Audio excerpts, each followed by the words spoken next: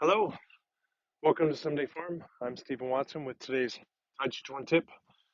And today's tip is based on this phrase I used in class tonight, which is swimming through the fog. And the idea is, certainly practices in the fog if you can. Here I'm kind of made aware of the substantiality of the air because it's infused with the fragrance of the tree in this light breeze and light consistent breeze.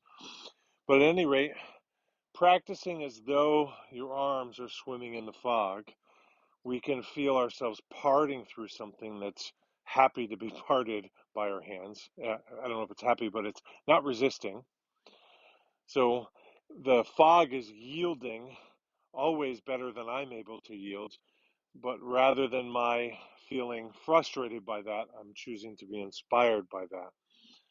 What's more is I'm envisioning, or perhaps I'm seeing it if I can practice this in the actual fog, but I'm envisioning the vortices that follow my arms swimming through that fog.